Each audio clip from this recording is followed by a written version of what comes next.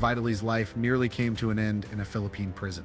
After months of being locked up, despite Vitaly and his family repeatedly pleading with both the US and Russian governments for a chance at bail, they got the same blunt response every time: no exceptions, no favors.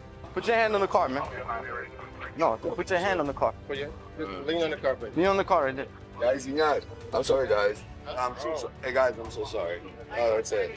Kumbaga pang ilang bansa na po ba na ginagawa itong mga ganitong content? Eh bakit po kaya natotolerate na ulit-ulit? Or tinarget niya ba talaga yung... Sources out of the Philippines have painted a stark and haunting image of the once celebrated prankster, Vitaly Zdurevetsky. A man who once commanded millions of views with his outrageous stunts now appears gaunt, with hollow eyes and a spirit, seemingly shattered by the weight of his actions. For the first time in his life, Vitaly faces something far more terrifying than an angry mob or a quick fine. He's staring down the brutal reality of a foreign prison system. Could this be the end of his story, or is this just the beginning of a long, grueling battle? Stick around as we dive into Vitaly's current crisis and unravel the events that led to his tragic downfall. Years ago, Vitaly was the undisputed king of YouTube pranks, a creator who ruled the platform with viral stunts and jaw-dropping moments. His audacity drew millions, and the money followed soon after. But then, things started to shift. The internet's appetite for shock and chaos grew tired. And worse still, Vitaly's reckless actions began to cross lines he had once danced around. His pranks, once seen as harmless fun, now drew accusations of disturbing the peace, trespassing, and harassment. The breaking point came in Miami when Vitaly ambushed a woman jogging on the beach. What was supposed to be a prank quickly turned violent as he charged at her, striking her in the face and leaving her emotionally shaken. The backlash was immediate. What had once been seen as amusing stunts were now regarded as dangerous and cruel. The police were called to handle multiple disturbances caused by Vitaly. But for him, it was all just part of the game. Arrests meant more views, more fame, more clout. And for a time, that worked. But this time, the game had changed, and the stakes were much higher than before. In the U.S., the punishments for his reckless behavior were often light: a fine here, a short stint in jail there. But what Vitaly didn't realize was that when he stepped foot in the Philippines, he was playing a dangerous game with a different set of rules. The country's legal system doesn't tolerate such chaos. Vitaly swaggered into Manila, cameras in hand, ready to cause a ruckus.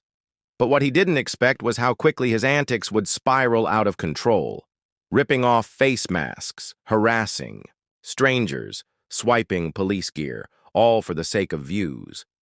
But the public wasn't laughing this time. Filipinos watched, and they weren't about to let him off easy. The Philippine government made it clear, foreign or not, no one was above the law. Vitaly had crossed a line. What was once brushed off as harmless pranking in the U.S. became a string of criminal offenses in the Philippines: sexual harassment, public disturbance, theft. The worst part? He was doing it all on live streams, and the legal consequences? Far more severe than anything he'd faced back home. On April 2nd, 2025, Vitaly's wild streak came to an abrupt end. In the heart of Manila, he was swarmed by police and arrested on a laundry list of charges, including unjust vexation for harassing security guards, theft for stealing items like a patrol motorcycle, and public disturbance for his chaotic antics in busy streets and restaurants. These were not the minor infractions he'd gotten away with before. But things only got worse. Vitaly, once a brash and cocky figure, was now at the mercy of a system that didn't care about his fame. The photos that leaked from his detention center were a sharp contrast to the image of the confident prankster we once knew. Gone was the smirk, replaced by a man broken by the weight of his choices. In his prison-issued orange jumpsuit, Vitaly appeared gaunt and weary, his spirit drained. Behind those walls, he was no longer the star. He was just another prisoner, sharing cramped cells with hardened criminals. For someone like Vitaly, who had spent years living in the spotlight, this was a nightmare beyond his wildest fears.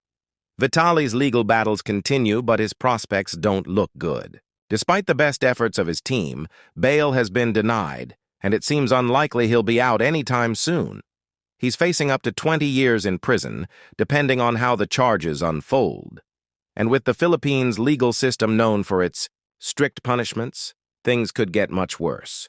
If convicted of the lighter charges, Vitaly could serve up to 3 years behind bars.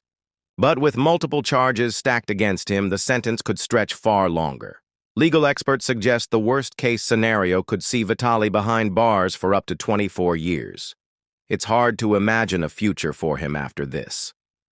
Vitaly's family and even his home country, Russia, have made pleas for help, but to no avail. The Philippine government is determined to keep him locked up, sending a clear message that no one, no matter how famous, can disrespect their laws. Vitaly's story is a cautionary tale for content creators everywhere.